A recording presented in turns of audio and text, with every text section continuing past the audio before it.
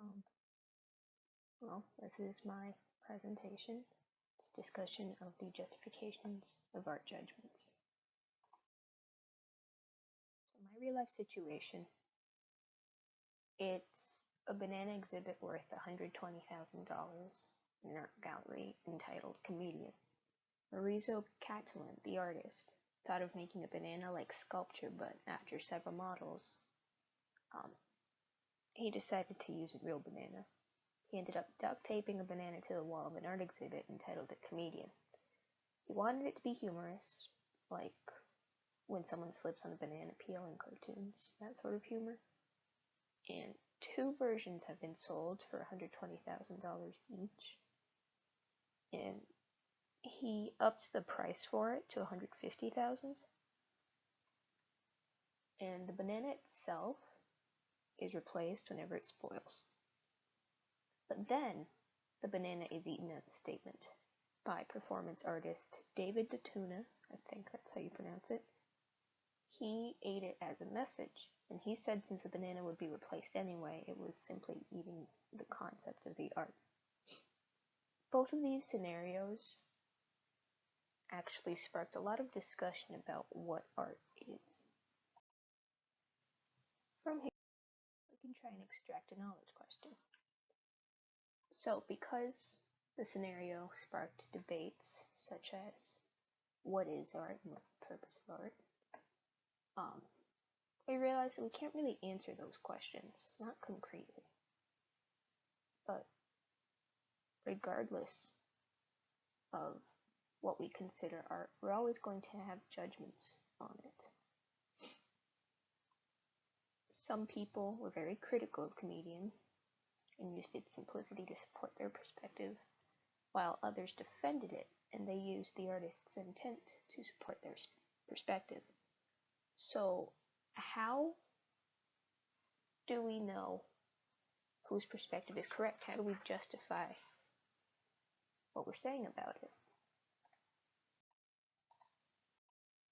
Judgments of art differ from person to person, as we can see. Some people supported Comedian, others did not. That being said, the question that came up was, how do we justify our judgments of art? So, key concepts of this question. For the purpose of the presentation, we're going to define certain words. We, in this right here, we refers to the general public. Justify is our reasoning for the way we think or perceive something, in this case the art, which is defined as anything created by a person with the intent of it being art. And judgments are basically just our opinions on something, whether we like it or not. A simplified version of this question is, what reasoning do we give our opinions of art? So why do I say I love the Mona Lisa versus someone else saying it's overrated? There are certain implications of the knowledge question. For example, how do we justify our judgments of art? There's the idea that judgments of art must be justified in some way. And those judgments, certain ones, are more valid than others, according to the question.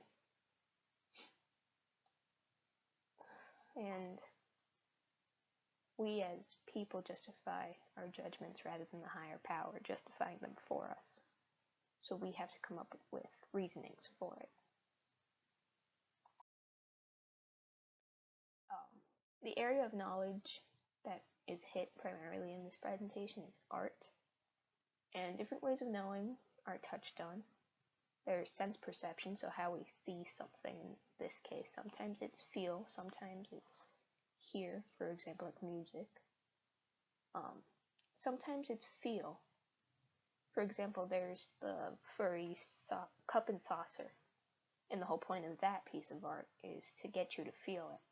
So sense perception is just how we interact with the art. Emotion, depending on what you're seeing, you can have a different emotional reaction to it. Memory is kind of tied with emotion because sometimes A piece of art will remind you of something from your past that's emotional for you. And in imagination and intuition, sometimes the message of a piece of art isn't always obvious to the person. So they either have to use their imagination of what the artist means, or they have to piece things together. Alrighty, answering the question.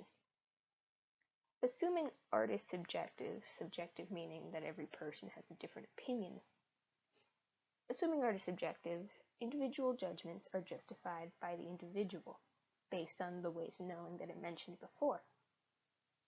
Someone might justify their individual opinion because of an emotional response tied to a past experience. So let's say a woman lost her child and she sees a portrait of a kid. She might have a strong emotional response to that piece of art. And it might be because of a message discovered. Maybe it's a social commentary piece.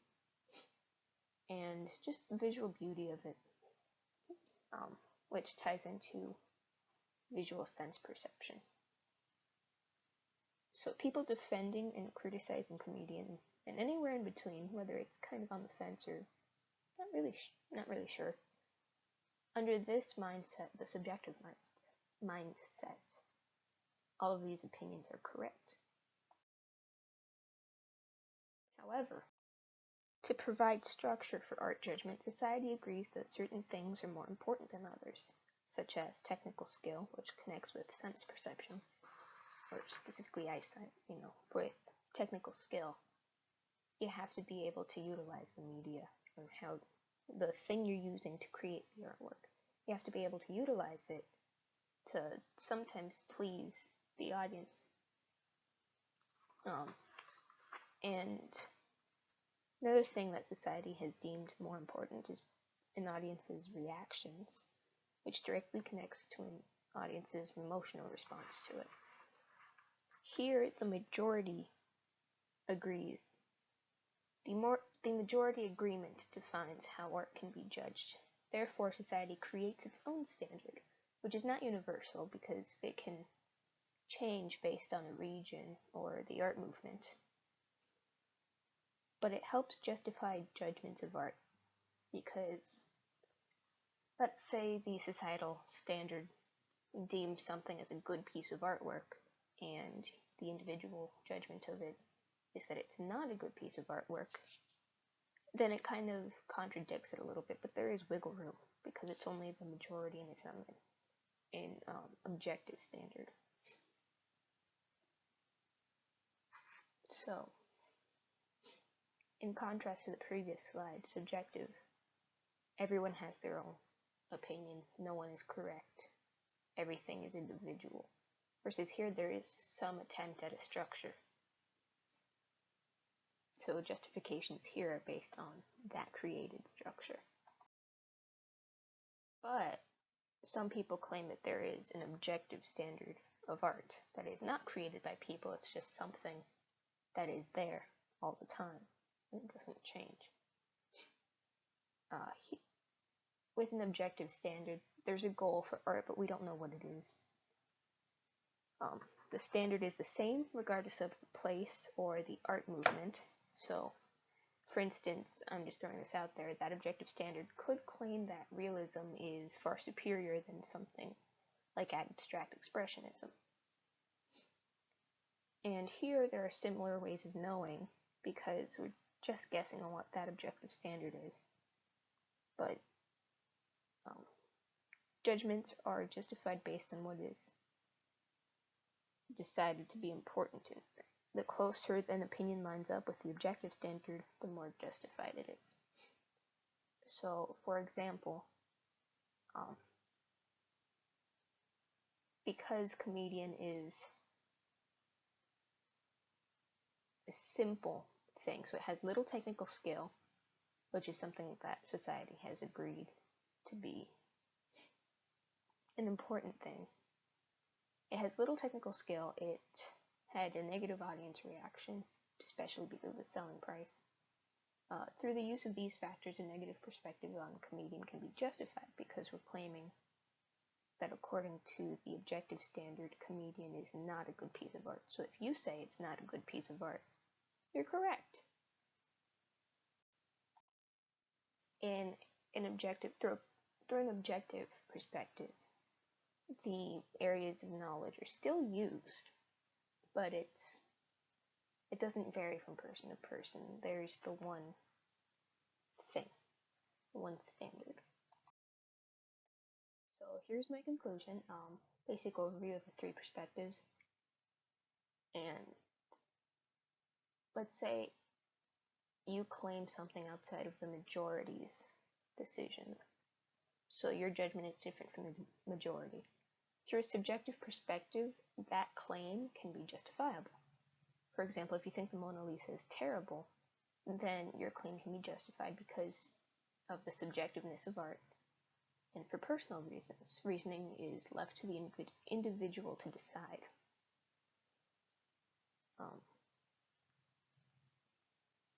With a more relative kind of perspective, where it was society created these standards, you can kind of get away with it. If you think the Mona Lisa is terrible, then that claim can be somewhat justified with personal reasons, like a negative emotional response, but it's kind of iffy. But with an objective perspective, no, that claim cannot be justified, because under an objective perspective, if it says the Mona Lisa is an objectively good work of art, then saying it's a terrible work of art would be contradictory to that, and it cannot be justified.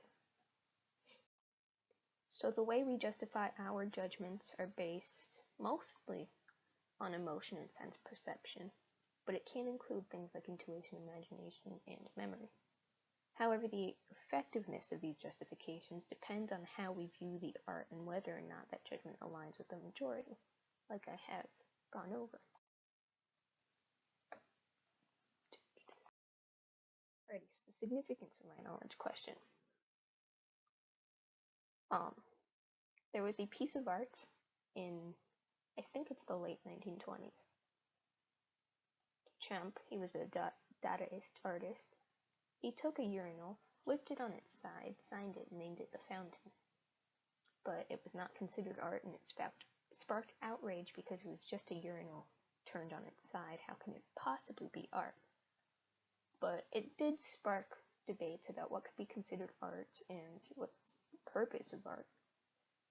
And that conflict ultimately transitions into a question of how we justify our judgments of art. Why did, like, for example, why would someone think that the Fountain is a good piece of art, whereas someone else decides it's terrible because it's just a urinal? How do we support our decisions? So those who believe art is subjective may view their opinions based on that notion, whereas someone who believes it's objective would justify their opinions based on what they think that objective standard is. And a different example, but with a similar pattern, is Piss Christ by Andre Serrano.